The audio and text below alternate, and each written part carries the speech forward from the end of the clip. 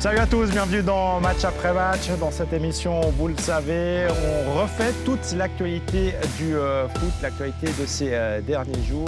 Et deux noms sont revenus principalement sur le devant de la scène, ceux de Lionel Messi, celui de Murat Yakin également. On va en débattre au cours des 45 prochaines minutes avec les personnes qui sont autour de cette table. Pour la rédaction de Blue Sport, Mickaël Bugnon. Bonsoir Mickaël. Bonsoir Mike. Notre consultant Gabet Chapuisat, inamovible. Bonsoir Gabet. Et c'est Thibert Pont qui est notre invité ce soir. Bonsoir Thibert. Bonsoir Mike. On commence tout de suite avec Lionel Messi qui annonce aujourd'hui officiellement qu'il quitte le Barça. Ça vous a surpris? Je pense que ça a surpris la planète foot en général. C'est un véritable tremblement de terre au niveau mondial, au niveau du football mondial. Qui l'eût cru dans ces circonstances, surtout entre un joueur qui voulait rester dans son club, mais un club qui n'a pas pu assumer financièrement, en tout cas ce qu'ils ont dit, le cas Messi. C'est vraiment un choc pour tout le monde, mais en même temps, voilà, ça fait partie du foot actuel, du foot moderne, et puis ça va être très intéressant déjà de voir où il va terminer, et puis de voir comment il va réagir à tout cet enchaînement d'événements qui a été vraiment, quand on voit la conférence de presse, qui a été un choc pour lui. Où il va aller, ça on en parle tout à l'heure, mais revenons tout d'abord effectivement sur l'annonce officielle aujourd'hui faite par Lionel Messi. Alors il y a déjà eu le club dans un premier temps qui jeudi dernier avait dit qu'il n'y aura pas de reconduction de contrat. Beaucoup pensaient que c'était peut-être du bluff, une manière de mettre un peu la pression sur notamment les instances dirigeantes du football espagnol. Mais Gabet, on a quand même un sentiment peut-être de gâchis, de se dire le joueur voulait rester, le club voulait le garder, et on n'arrive pas à se mettre d'accord. Non, mais il est clair que c'est qu'une question financière. Le club est, je m'excuse, dans la merde jusque-là. On parle de milliards de dettes. C'est vrai que Messi, c'est pas un employé à 32 francs de l'heure. Je crois que c'est vrai qu'il a... Il a un tarif absolument phénoménal. Il était prêt, je crois, à céder 50%. Donc, il a fait... Mais est-ce qu'il n'aurait pas dû céder encore plus que 50%? Il pouvait se le permettre. Il pourrait se permettre de jouer gratuitement même. Voilà. Mais bon, c'est vrai, mais si je trouvais que 50%, c'était une bonne démarche. Ben, il faut croire que le club a vraiment des soucis et c'est vraiment une grosse perte et je suis très déçu. Vous savez que je suis un fan de Messi. OK, la saison dernière, on l'a souvent critiqué Barcelone, mais Messi, même quand le club a été moyen, plus que moyen, troisième du championnat, presque ridicule en Champions League, il a quand même fini meilleur buteur, même s'il ne court plus autant qu'avant. Mais enfin bref, c'est un type... Bon, sincèrement, moi, il m'a fait rêver. Ouais. J'ai de la peine quand même à comprendre, Gabet, vous parlez d'argent, mais comment on n'arrive pas à trouver un compromis lorsque tout le monde finalement est d'accord sur le principe de base, c'est-à-dire le joueur veut rester, le club veut le garder. Alors certes, c'est des histoires de millions là derrière, mais comment on n'arrive pas à trouver un compromis alors que c'est un joueur qui est là depuis 21 ans, qui a tout fait pour ce club? J'ai quand même de la peine à comprendre ça. Après, c'est négatif pour le Barça, c'est négatif pour les fans du Barça. C'est négatif certainement pour le moment pour Messi, mais à long terme, moi j'ai l'impression que c'est surtout positif pour le football. Il va aller ailleurs, il va lui pouvoir essayer aussi un autre football peut-être, et les gens vont pouvoir le voir dans un autre football. Et je pense qu'au final, pour un fan de foot comme on est nous autour de ce plateau, je pense que c'est un point positif. Jouer gratuitement, parce que ça a été une des hypothèses justement. Est-ce que je suis un doux rêveur si je me dis, tiens, il aurait quand même Légèrement. Il aurait pu se permettre de jouer gratuitement? Il aurait pu se permettre, bien sûr qu'il aurait pu se permettre. La question est légitime. Après, on a tendance à dire quand on a beaucoup d'argent, on en veut toujours plus. Les fans se poseront aussi la question, est-ce que si vraiment il aimait ce club, il aurait pu rester effectivement en jouant. Je pense qu'il s'est fixé cette limite de 50%, ça n'a pas été possible, c'est comme ça. Est-ce que c'est ce qui va rester dans la légende Messi à Barcelone? C'est pas ce qui va rester. Ce qui va rester, c'est le génie, aussi une attitude irréprochable, parce qu'on a vu des joueurs qui ont fait beaucoup de tracas à leur club. Messi, c'est une attitude irréprochable, un exemple pour les jeunes, un exemple pour la Masia, une philosophie fabuleuse vraiment de football au-delà du génie. Surtout en dehors on n'a jamais entendu parler de Messi. Qu'il a, je sais pas, il a sorti la Ferrari, qu'il a créé un accident. Exactement. C'est un type, en tout cas pour la presse de boulevard, c'était pas un bon client, c'était un type d'une discrétion à l'image de sa classe. Père de famille. Oui, à l'image de sa classe sur le terrain. Mais je suis pas complètement d'accord non plus, parce qu'il y a quand même une deux failles. Ça fait quand même 2 saisons qu'on parle de Messi qui veut partir. La saison passée, il y a quand même une énorme saga autour d'un possible départ déjà de Messi. Donc Alors oui, c'est un joueur super. Aujourd'hui, il a dit « L'année passée, je voulais partir, mais pas cette année ». Je vous repose juste ce petit extrait de la conférence de presse où justement il donne finalement les raisons et il cible quand même très précisément quelqu'un ou quelque chose pour ce départ. Sí, creo que eso ya lo dijo Laporta, que estaba todo arreglado y a último momento por el tema de la liga no se pudo hacer y es lo que dijo Mel, no hay más que eso. Teníamos todo acordado y no se pudo hacer. À cause de la Liga, à cause de ce plafond imposé par la Liga, quand on disait qu'effectivement on s'imaginait qu'il y avait peut-être un petit coup de bluff de la part du Barça, de la part de Messi jeudi dernier, la Liga est restée inflexible. Bon, mais je trouve que pour Barcelone, si vraiment il devait partir, comme aujourd'hui on est devant le cas, ça aurait été pour l'intérêt du club, il aurait fallu le vendre l'année passée parce qu'il était encore sous contrat. Donc c'est vrai que je ne sais pas qui aurait pu payer parce que la somme de transfert, elle était absolument faramineuse. Mais je pense qu'une équipe comme Manchester City avec Guardiola, je pense qu'il l'aurait accepté les bras ouverts. Alors, on ne va pas faire tous les chiffres, tout le bilan de Lionel Messi avec Barcelone. C'est une carrière juste phénoménale. Est-ce que, messieurs, vous avez souvenir d'un joueur qui est autant marqué de son empreinte, un club, comme l'a fait Lionel Messi? On attendrait presque que le stade soit rebaptisé Estadio Lionel Messi. Là, spontanément, je penserais à Totti, à Rome, qui était un très très grand joueur, pas au niveau de Messi, mais qui était un joueur fabuleux et qui est resté vraiment dans ce club de l'AS Rome, toute sa carrière. Peut-être Steven Gerrard. Alors sans marquer autant de buts, sans être autant impressionnant qu'un Messi, mais dans le club, il a quand même fait... Non, mais marqué quand même le club 21 ans, c'est phénoménal. Je pense que c'est inégalable à l'image de son talent. Est-ce que le simple fait d'avoir une ligne sur son CV ailleurs qu'à Barcelone, ça ne va pas faire un peu tâche finalement? Oui, mais je pense que quand on se retournera dans 10 ans et puis on regardera Messi, on se souviendra comme de la légende du Barcelone, même s'il finira sa carrière dans un autre club, peut-être au PSG, peut-être ailleurs. Mais quand on se souviendra de Lionel Messi, c'est les grandes années du Barça, Messi, Xavi, Iniesta, Busquets. Moi, personnellement, en tout cas, c'est ce que je retiendrai. Et un génie hors du commun pour lequel on se lève la nuit. Il n'y en a pas beaucoup des joueurs pour lesquels on se lève la nuit. Il ne fait pas toujours l'unanimité, parce qu'on a Personne ne fait l'unanimité. Le grand débat, c'est les ennemis de Messi, parce qu'il en a, malgré tout ce qu'il a fait. C'est les gens qui sont pour Ronaldo. Ceux qui sont pour Ronaldo, c'est tous des anti-Messi. Moi, j'ai fait un petit peu 2-3 sondages. Difficile de les comparer. Je ne pense pas que c'est le même genre de joueur. On a le droit d'aimer les deux quand même. Oui, mais non, moi j'avais des... Oui ou non? Non. Moi j'adore Messi et puis un petit peu moins le portugais, comme on dit. Oui, mais on a le droit d'aimer les deux quand même. Oui. Bon. Mais c'est pas le même genre de joueur. Je trouve un joueur plus collectif. Moi, je trouve Ronaldo un petit peu égoïste, qui ne pense qu'à lui, qui fait la gueule quand c'est pas lui qui marque. Donc, ça, chez Messi, j'ai jamais vu cette attitude. Bon, on a tous les pro-Ronaldo qui sont en train de dire ce Gabé Chapuisat, il est complètement à la rue et il dit n'importe quoi. Vous avez évoqué les légendes. Xavi et Puyol étaient présents aujourd'hui à la conférence de presse. Ça, c'est aussi un signe. Ils ont pris une photo ensemble, les trois légendes, si on peut les appeler ainsi. Je me pose la question, Gabé, vous y répondrez après, parce que justement, vous l'avez dit tout à l'heure, vous êtes un grand fan du Barça. Je me tourne vers les deux plus jeunes du plateau. Est-ce que ce Barça n'est pas en train de perdre complètement son identité actuellement? Parce que voilà, Puyol, Xavi, Iniesta sont partis il y a déjà quelques années. On ne les a jamais vraiment remplacés. Aujourd'hui, Messi. Alors c'est possible, mais d'un autre côté, ça peut aussi relancer le club. Ça peut permettre à d'autres joueurs de se mettre en évidence. Là, ils ont quand même déjà recruté. Alors après, est-ce que des Agüero, des Depay, ils vont rester maintenant que Messi part? On n'est jamais à l'abri. Mais je pense que ça peut permettre au club d'avoir un renouveau, de ne pas jouer que pour Messi. Alors oui, Messi, c'est Messi. C'était le Barça jusqu'à maintenant. Il a même dit, je suis reparti en tant que Catalan, donc c'est quelque chose. Ouais, on voit qu'il a vraiment l'identité du club jusqu'au bout. Mais je pense que ce Barça est capable de se relancer sans Messi, sans Xavi, sans Iniesta, etc. etc. Je suis d'accord, ça va être très intéressant de voir comment ce Barça va se comporter. C'est un renouveau, c'est vrai que c'est... Non, c'est la fin d'un cycle. J'allais le dire. Voilà. C'est un cycle qui se termine, mais c'est le début d'une nouvelle histoire avec des joueurs qui vont peut-être plus s'affirmer. Sans Messi, on verra bien. Mais il faudra du temps, je pense. Ouais, il faudra du temps, absolument. Il faudra du temps. Le Barça doit se reconstruire.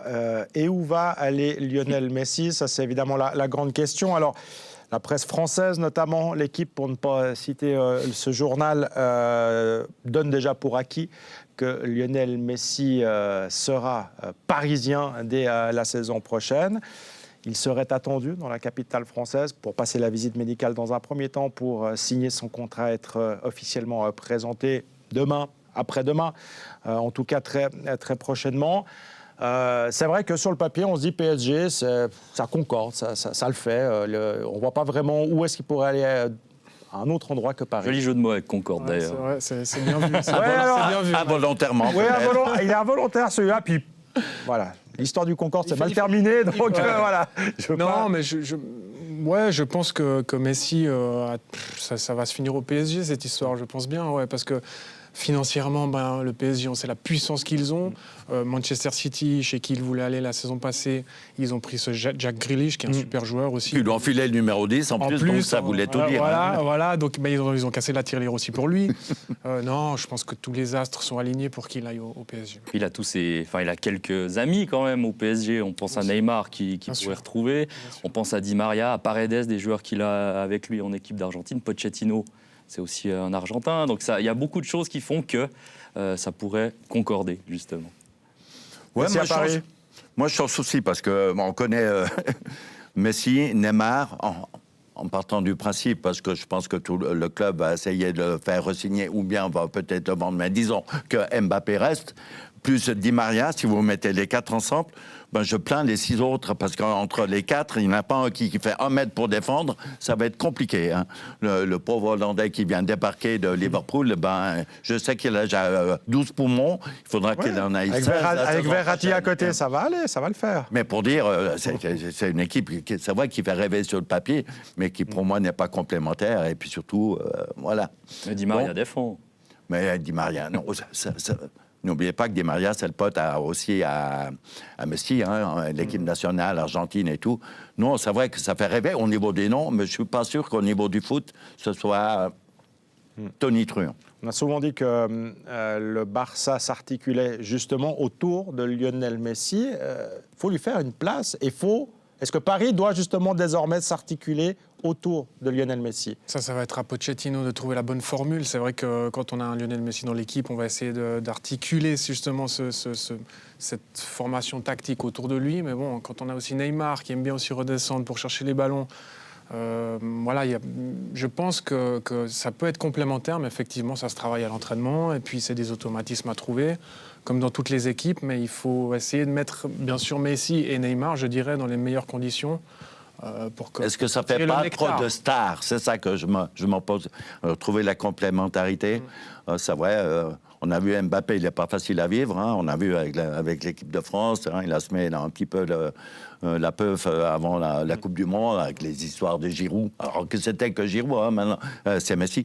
Non, cette équipe sur le papier fait rêver, mais je ne suis pas convaincu que ça va être tip-top. Moi, je pense que le trio Neymar, Di Maria, Messi peut très bien fonctionner. Maintenant, où mettre Mbappé là au milieu, ça peut faire devant, un peu trop. pas au milieu, devant. Ouais, mais ça peut faire un peu trop, effectivement. Les 4 ensemble, ça peut déséquilibrer complètement, surtout qu'on sait que les faiblesses de Paris ces dernières années, c'était presque le milieu de terrain. Alors là, il y a certes Wijnaldum qui est arrivé, mais j'ai l'impression que si on a ces 4 joueurs en même temps sur le terrain, défensivement, ça va être dur. Mais moi, c'est ce que j'ai dit. Alors contre Clermont, ça passe, hein, mais contre des équipes... Non, par contre, Messi, c'est signe en France...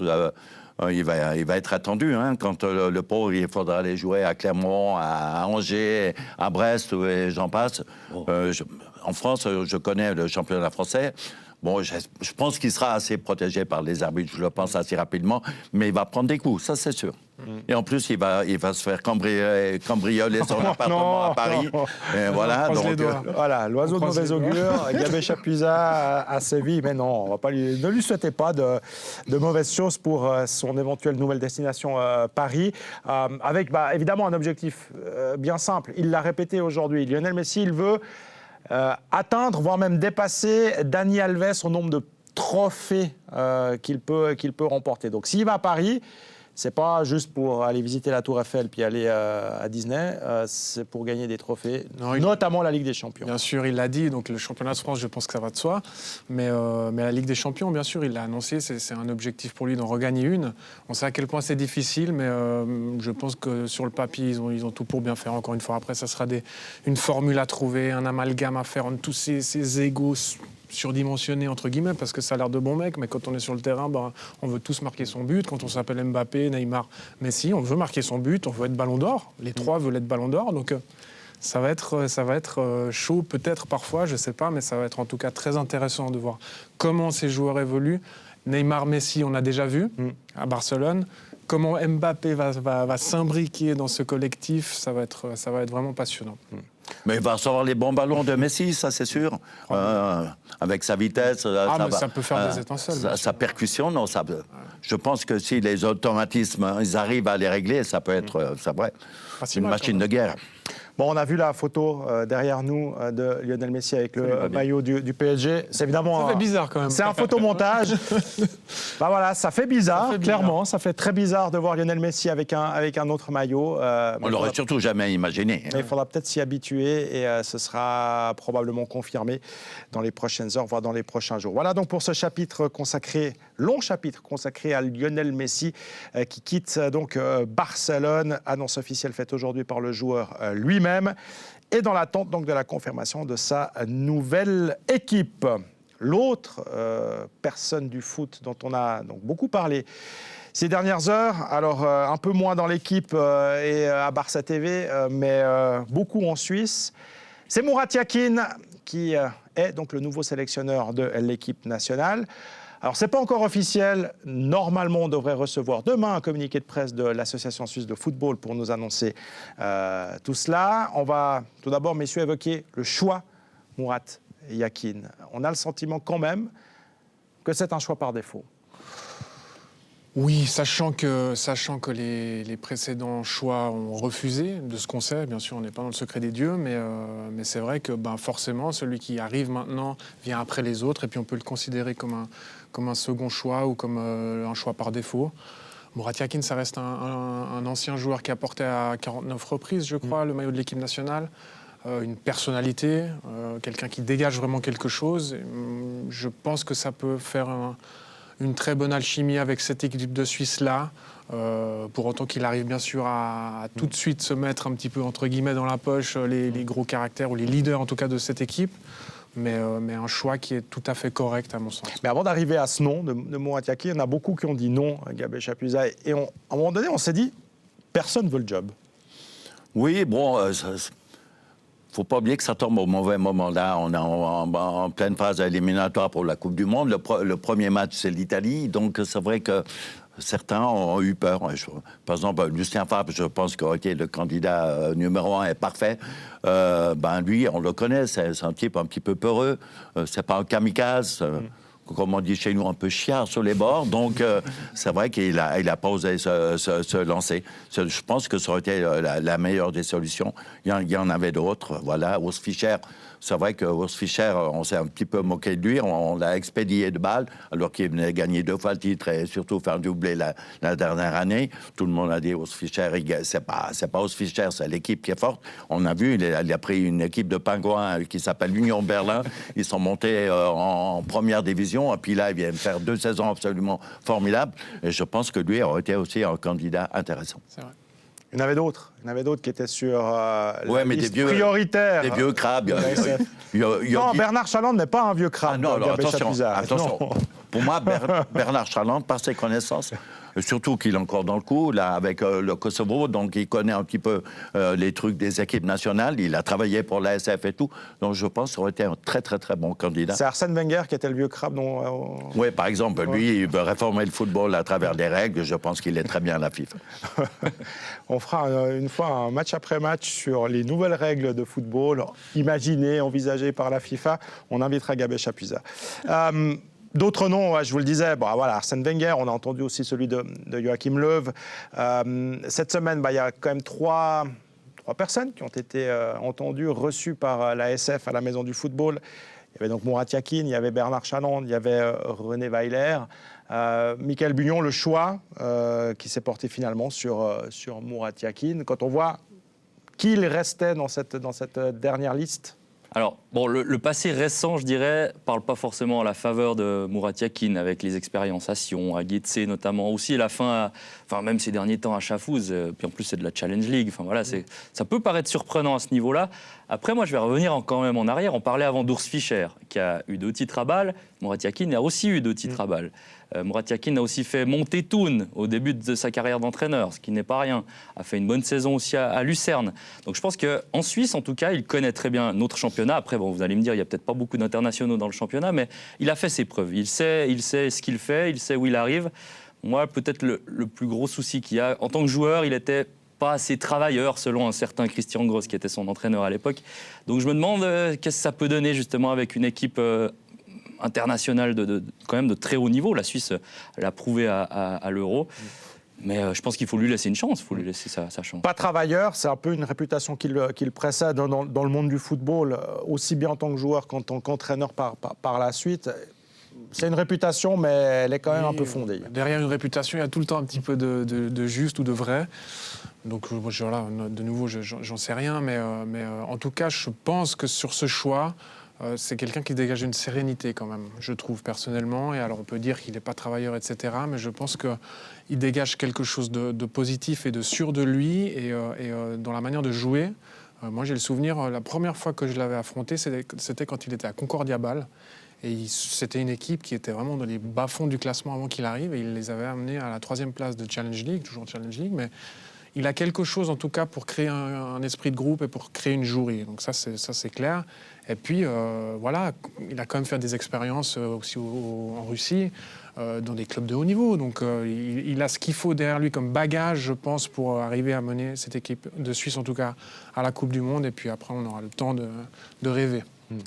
On dit de lui quand même, alors peut-être qu'il est peu travailleur, mais qu'il est très intelligent et qu'il sait effectivement, il sent les choses, il sent le football, ça on va pas lui l'enlever, hein, et qu'il a une certaine faculté quand même justement dans ce rôle d'entraîneur, dans ce rôle de peut-être alors maintenant de sélectionneur. Non, mais je confirme, c'est même un fainéant quand il était joueur. Cette équipe, jusqu'à vendredi, il était sur la table de massage pour se soigner et jouait le dimanche. Et puis, je trouve qu'il a un excellent début de parcours comme entraîneur. Oui, impeccable, mais ça s'est après gâté. Hein, je vous rappelle, à Getse, il est revenu, on lui a dit Yakin, parce qu'il a Smith. Il a voulu implanter son clan à l'intérieur. Ça n'a pas marché. À Sion, je crois qu'il faudrait demander à Christian Constantin, un vrai touriste, je m'excuse. Donc, il était plus souvent à Zurich qu'à Sion. Les joueurs, ils n'ont jamais eu autant de congés. Donc, lui-même, quand il y avait une réunion d'équipe, qu'ils étaient dans l'hôtel à Zurich, il n'était même pas là pour manger avec l'équipe. Donc, de ce côté-là. Bon, moi, je trouve que c'est une roue de secours. Moi, je n'ai pas sauté en l'air quand j'ai entendu le nom du Hakim. Pour moi, en tout cas, ça n'aurait pas été mon choix. Mais ça reste que le mien. Une roue de secours, carrément. Une roue de secours. Ben oui, bon, vous me direz que Petkovic était aussi le 3e choix. Hein, donc, et puis ça a bien marché. Mais voilà, moi, c'est mon point de vue sur Yakin. Et puis, il va arriver avec son frère qui va gonfler les ballons, sa maman qui va laver les équipements, et j'en parle, et ses potes qui vont venir comme, je pense, manager de l'équipe. Donc, c'est des types influents et qui savent bien s'implanter. Donc, attention. Est-ce qu'il va vraiment venir avec son frère? Ça, c'est une question qu'on se pose. C'est vrai qu'il a toujours eu Hakan avec lui comme assistant. Est-ce que c'est possible, c'est jouable d'avoir un tandem, justement? C'est lui qui choisit. De deux frères. Connais, c'est dans le contrat, ça. Ouais, j'ai du mal à l'imaginer parce que c'est vrai que ça serait du jamais vu, hein, mais on peut... Je sais pas, ouais. On verra bien. Il y a eu des noms qui sont sortis pour venir le rejoindre en équipe de Suisse, ceux qui étaient avec lui à Chafouz, mais pas forcément à Cannes. Donc, et pas Michel Pont. Pas à ma connaissance, je sais pas, je l'apprendrai. Peut-être qu'Akan va reprendre Chafouz, du coup, qu'il était l'assistant, on ne sait jamais. Ouais. La question qu'on se pose aussi, c'est comment il va jouer avec l'équipe de Suisse. En rouge et blanc. Alors, voilà, et à 11 sur le terrain. Non, alors, justement... Mais comment il va les mettre, les 11 sur le terrain? Sur l'aspect tactique, moi, ces dernières années, à Sion, on a pu s'en rendre compte, c'est qu'il n'avait pas de système bien défini, il a changé chaque match. le système. Il a changé chaque fois entre 5 et 8 joueurs. Mais ça, Non, c'est parce qu'il s'adapte à l'adversaire. non, mais non, je crois pas. Non, il a fait n'importe quoi. Donc, c'est pour ça que je suis un petit peu en souci. Oui, mais entraîner Sion, on le sait, ça n'a jamais été facile. Alors, bon, entraîner l'équipe de Suisse, je ne dis pas que c'est facile, mais là, il arrive à un moment où l'équipe de Suisse a réalisé quelque chose de grand. Où l'équipe de Suisse, finalement, ne perd aucun joueur à part, je crois, Mehmedi. Et ça va aller. Je pense que même un Murat Yakin est capable, même si on est peut-être sceptique de son niveau en tant qu'entraîneur, on a le droit de l'être, Gabet, mais à mon avis, il y a déjà une base, il va repartir certainement, enfin je l'espère surtout, avec le même genre de système, le même genre de jeu qu'avait mis Petkovic. Avec le même groupe aussi, les mêmes joueurs. Peut-être, mais On n'a pas un grand choix, il ne faut pas oublier. C'est aussi certainement une demande de l'ASF dans la recherche de l'entraîneur, poursuivre ce qui a été fait par Petkovic. Alors certes, amener quelque chose de nouveau, mais pas non plus complètement chambouler une équipe qui marche. Voilà, c'est ça, je pense. Non, mais c'est un job qui lui va très bien, parce que vu que c'est plutôt dans la C'est ce que j'allais catégorie dire, des fainéants, ça sera que 2 mois par année. C'est ce que j'allais dire, c'est pas du quotidien. Donc C'est pas du quotidien, donc les joueurs, d'après sur une semaine, il n'aura pas besoin de leur donner 3 jours congé. Non, mais je pense qu'effectivement, il y a un socle très intéressant en équipe de Suisse. Et il y a des leaders qui sont par ligne quasiment, donc un leader par ligne. Donc il a tout pour bien faire, en tout cas sur du court terme. Après, sur le long terme, il va apporter certainement ses touches à lui, que ce soit tactique ou par le choix des joueurs. Mais il a un socle vraiment, vraiment très solide. On arrive bientôt en fin de cycle aussi, avec l'équipe. Pas encore, il y a cette encore Coupe du une Monde. petite et année puis- encore, ça va, Oui, ça va. ouais, c'est tous les gars. Je pense à l'équipe des Xhaka Rodriguez. Ouais, Rodriguez, C'est la volée 92. Gentiment. Je pense que pour la Qatar, Coupe du ça ira. Monde, après Ouais, le mais prochain après, on verra. championnat d'Europe, ça sera un petit peu restreint. Donc, il faudra qu'on trouve des joueurs d'ici là. Petkovic a déjà amené une nouvelle génération derrière, quand même, des Elvedi, des Zakaria. Je peux vous dire qu'ils vont rester 10 ans. Donc, il y a quand même quelque chose derrière. Il n'y a pas que les 92 dans cette équipe de Suisse. Non, mais j'ai donné un exemple. Sommer, par exemple, qui n'a pas un 92. Il y a quand même pas mal de gardiens derrière, je crois. C'est pas là qu'on est le plus embêté en ce Avec qui les gardiens, on n'a pas de concerne, souci. en ce qui concerne la Suisse. Je rappelle juste les échéances pour l'équipe de Suisse. Déjà, il faudra annoncer des sélectionnés. Et ça va arriver d'ici une dizaine de jours. Donc ça va être très vite là. La Suisse rencontrera la Grèce en match amical le 1er septembre à Bâle. Elle recevra ensuite l'Italie. Ça, c'est un match qui compte. Qualif pour la Coupe du Monde 2022. Ce sera le 5 septembre. Toujours à Bâle. Et ensuite, la Suisse ira en Irlande du Nord le 8 septembre. Il y aura encore ensuite 2 matchs au mois d'octobre, 2 matchs au mois de novembre pour se qualifier pour le Qatar. C'est ce qu'on ne sait pas, ce qu'on n'a pas réussi à avoir comme information. La durée du contrat. C'est le contrat, exactement. Ouais. Comment vous l'imaginez? C'est quoi? Tu nous qualifies pour la Coupe du Monde et tu vas jusqu'à la Coupe du Monde. Tu nous qualifies pas pour la Coupe du Monde et on change direct? Bon, actuellement, il est entraîneur à chapeau. Je pense qu'il aura accepté, je ne veux pas dire, il va prendre un pari, c'est-à-dire, moi, je viens, je vous qualifie pour la Coupe du Monde, et puis vous me prolongez 4 ans. Voilà, je pense que ça va être un petit peu la base. Et puis, tout le monde trouverait son compte. Mon point de vue. Pareil, ouais. Je pense que ça va être du court terme sur le Qatar Ouais. et on verra après ce qui se passe. Si vous étiez son agent, c'est comme ça que vous l'aurez Voilà, négocié. j'aurais négocié. Peut-être qu'ils peut-être que la SF a Ou alors il est très bon et il signe 4 ans tout de suite. On sait jamais. Un très bon fort agent. manager, mais il y en a, il y a des très bons. Justement, ça Il existe. y a des managers qui sont redoutables. Juste une petite parenthèse, puisqu'on a évoqué son nom, Vladimir Petkovic, qui a débuté en Ligue 1 cet après-midi. Ça ne s'est pas forcément passé comme prévu pour lui, parce qu'il a perdu à la maison avec Bordeaux. Les fêtes de 2-0 à domicile contre le promu Clermont. Petit coup de pression là pour Toujours Petko. dangereux de jouer contre le néo-promu. Et puis Bordeaux, je vous rappelle qu'ils ont fait une saison absolument catastrophique. Lui, il vient de débarquer, donc on va attendre un petit peu, encore quelques temps pour pouvoir juger la qualité du travail de Petko. Mais il aura une très rude tâche. Ouais, parce qu'il est arrivé il y a à peine plus d'une semaine à Bordeaux pour préparer son équipe, mais quand même, on perd le premier match à la maison contre le néo-promu, alors qu'il y a beaucoup d'attentes, justement. C'est ça, ouais, c'est Votre surtout arrivée en grande pompe et tout ça. Ouais, ouais, c'est Entraîneur de surtout ça. pas, je vous rappelle, Mike. Non, je sais. Donc c'est vrai On que n'a pas- l'équipe l'année passée était plus que moyenne, mais Non, mais il a été une grande présenté, difficulté financière ouais. aussi. Puis on n'a pas vu le match, peut-être qu'ils ont Non. dominé complètement. Et puis C'est ils se sont vrai. fait avoir. D'ailleurs, ils ont encaissé 2 fois en fin de match, donc on ne sait pas Ouais. tout. Ouais. En même temps, c'est que le résultat qui compte. C'est pas le C'est départ vrai. idéal, voilà. Ça fait quand même Demandez 0 points. au club roman. Voilà. Croyez pas si bien dire. Michael Bugnon demandait au club roman. Puisqu'il nous reste encore quelques minutes, on va évoquer le championnat de Suisse parce qu'on aime bien faire un petit point quand même régulier chaque semaine sur les clubs romans. Hier, Sion a créé la bonne surprise en battant Young Boys 1-0. Lausanne a subi une 3e défaite à Getse sur le score de 3-1. Et puis, aujourd'hui, Servette a bu la tasse à Bâle. Et le classement, vous voyez, il n'est pas joyeux pour les clubs romans. On a les 3 clubs romans aux 4 dernières positions.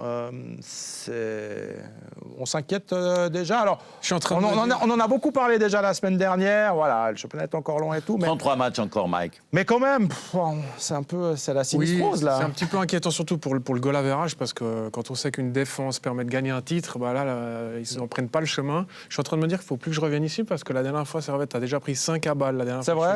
Ouais. Bon, vous avez plus... Oiseau de mauvaise augure. C'est surtout les Servettiens qui Je voudront plus porte la vous poisse à ma Servette. Bon.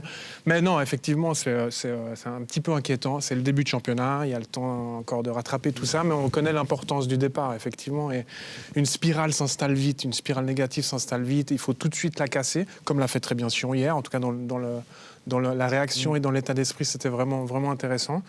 Donc à Servette, maintenant, et à Lausanne, d'engranger des points le week-end prochain. Oui, parce que Sion l'a fait, mais c'est vrai que Lausanne, 3 matchs 0, là, on a le droit de perdre des matchs, mais c'est poussif. C'est poussif dans le jeu, c'est poussif dans l'engagement, j'ai l'impression. Moi, ce qui me fait le plus peur, c'est d'entendre des fois l'entraîneur ou les joueurs à l'interview dire « Oui, mais on a fait un bon match. Oui, mais il y a déjà 3 matchs 0. Il faut marquer des points maintenant. Ouais. » Alors, c'est un peu bateau ce que je dis, mais ça devient... Les chiffres sont là, mais ça sert. Mais Lausanne, on s'y attendait un peu, on ne va pas trop allonger. Une nouvelle équipe basée sur la jeunesse, un nouvel entraîneur. On savait que ça serait un départ compliqué, malgré une bonne préparation. Toujours se méfier des résultats des matchs amicaux, une fois de plus. Et c'est vrai que l'équipe doit réagir. Moi, je leur souhaite bonne chance pour la prochaine échéance, parce que c'est tout simplement Bâle qui est en train de détrier tous les romans. Ouais. Bonne chance aux Lausannois. Avant Bâle, il y a la Coupe de Suisse le week-end prochain. Ils peuvent gagner. C'est une petite parenthèse. Là, ils peuvent gagner, parce que je connais très bien l'équipe. Oui. Je suis de temps en temps. Et Chichon, dans un cadre super sympa, champêtre, ça sera la fête. Mais je ne pense pas que ça sera le match de référence pour prendre confiance pour la suite. Mais indépendamment de l'adversaire en coupe le week-end prochain, cette parenthèse Coupe de Suisse qui devrait normalement permettre aux 3 clubs romans de s'imposer, on l'imagine. Après, peut-être que Échichon, peut-être que Amical Saint-Pré, peut-être que Bubendorf, dans la campagne bâloise, vont créer la surprise. Cette petite parenthèse, c'est peut-être tout d'un coup ce qui va permettre de vraiment lancer la saison des romans. Oui, sachant que ça ne donne pas non plus des certitudes monstrueuses parce qu'on connaît le niveau des adversaires. Donc oui et non, ça peut être aussi un petit peu trompeur. Puis obligé de gagner. Ouais, et puis l'entraîneur voudra peut-être aussi faire un peu tourner. Et au contraire, si tu perds, c'est la cata. Ah là, ouais. Ouais, et surtout, même si en gagnant, je ne sais pas, 1-2-0 contre une équipe comme ça, c'est pas forcément. Voilà, c'est pas la confiance qui va arriver à fond. Donc, on n'a jamais à l'abri d'une surprise. Je vous rappelle, Tramezzani, il avait bien commencé, c'était contre Stade Lausanne-Ouchy, en premier tour de coupe. Ils étaient en première ligue encore, à cette époque, première ligue normale. Ils avaient été éliminés. Voilà. Bon, Tramezzani n'avait pas fait très, très long feu par la suite. Non. Il y a donc ce parenthèse Coupe de Suisse, vous l'avez évoqué, Gabet. Très vite, il faudra remettre la tête dans le guidon pour le championnat avec... on se projette déjà dans ce match du Lausanne Sport contre Bâle. Parce que Bâle, et c'est là que je voulais en venir, Bâle est incroyable quand même depuis le début de la saison. Alors, est-ce que c'est les adversaires qui étaient effectivement faibles ou bien est-ce que finalement Bâle quand même est très fort ? Bon, ils ont joué les 2 romans à la maison, ils ont eu les néo-promus à l'extérieur, c'était pas le calendrier le plus difficile. Mais enfin bref, là, ils sont en train de prouver en Coupe d'Europe que c'est plus le Bâle de l'année passée. Ils ont tourné la page Forza, ils ont tourné la page Burgener. Il me semble que je sens de nouveau beaucoup de joie dans cette équipe, c'est envie de jouer. Ils ont fait des transferts intéressants, plutôt basés sur la jeunesse. Non, et puis, on va pas se plaindre. Vous ne pensez pas qu'on est content aujourd'hui de voir Bâle premier et puis eBay à 5 points. On est loin du scénario de l'année passée où eBay a caracolé avec 31 points d'avance. Non, on s'est ennuyé l'année passée. Et là, je pense qu'on est tous heureux autour de cette table que Bâle soit de nouveau présent. Et quel football, hein, c'est du beau football, c'est du football champagne avec, vous l'avez dit, avec des recrues comme Esposito. Aujourd'hui, on a vu un trio, Gegreva, Cabral, Esposito. C'est Non, mais incroyable pour le championnat. Pour le championnat, c'est quelque chose Il d'incroyable. marche sur l'euro, là, bah, tant mieux. Hein. Après, les clubs romans sont peut-être pas tombés au bon moment contre Bâle, parce que là, il y a de l'euphorie. Peut-être qu'il y aura un moment où ça ira moins bien. Et là, ce sera peut-être Lugano, Zurich qui seront face à Bâle. C'est comme ça, c'est un championnat, c'est 36 journées. Je pense qu'il ne faut pas tirer la sonnette d'alarme pour les romans, mais là, jouer Bâle, effectivement, c'était mission impossible. Ouais, puis il ne faut pas négliger l'aspect public aussi à Bâle. Quand on est à Saint-Jacques et puis qu'il y a du public, puis qu'on sent l'engouement pour y avoir été. Moi, j'en ai déjà pris 5 aussi là-bas. Quand tu as le public, j'en parlais avec Carlos Varela avant, quand tu as le public, tu sens la confiance là-bas au Parc Saint-Jacques, ça devient très compliqué pour l'adversaire. Moi, je me rappelle, j'en ai pris 4 une fois, parce qu'on est avec le public, en 1968-69, on jouait le titre.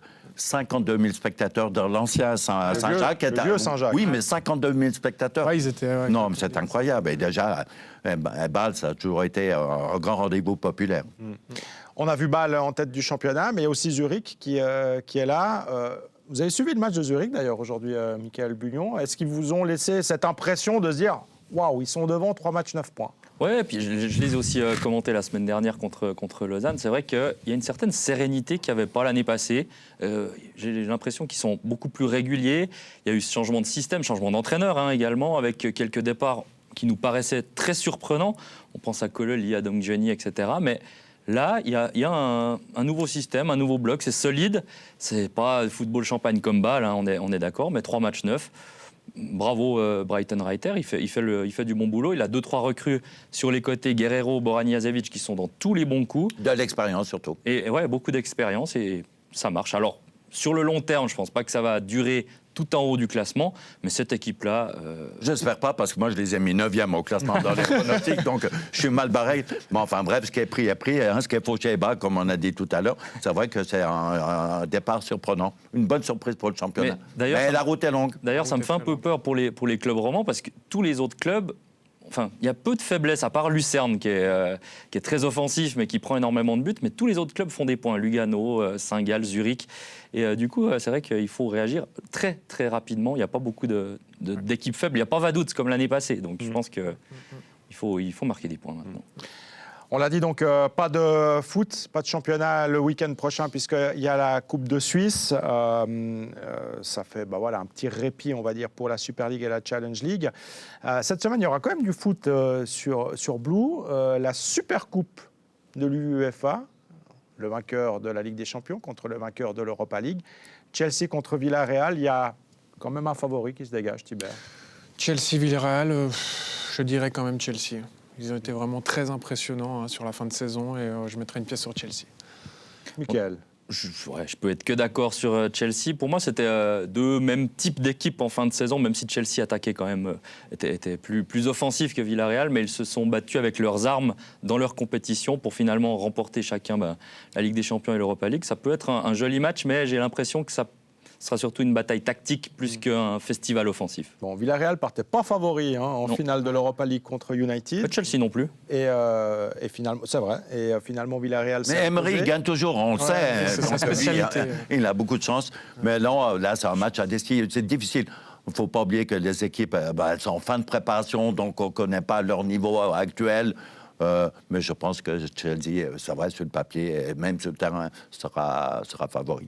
Il manquera aussi peut-être des joueurs. Je pense à Pau Torres, je prends juste cet exemple-là, qui est quand même un pilier de la défense de Villarreal, qui était à l'Euro, qui était aux Jeux Olympiques et qui ne sera pas là. Non. Et ça, ça fait... Dans une équipe comme Villarreal, un joueur comme lui, c'est important. Bien sûr, c'est surtout un défenseur central comme ça qui gère sa défense, qui parle aussi au milieu de terrain devant, où il y a des automatismes qui se sont créés. Bien sûr que c'est une grosse perte pour un match comme ça, c'est évident. Mais ils se préparent sérieusement. J'ai lu, là, ils ont fait un match amical contre Marseille. Ils ont cassé du bois, donc ils prennent ce match au sérieux. Hein. Ils ont cassé du bois. Oui. Moi, j'ai pas vu le match. Qu'est-ce qui s'est passé? Non, j'entends dans l'engagement, ça veut dire que l'équipe se prépare. Ils seront prêts, ils seront au taquet, comme on dit.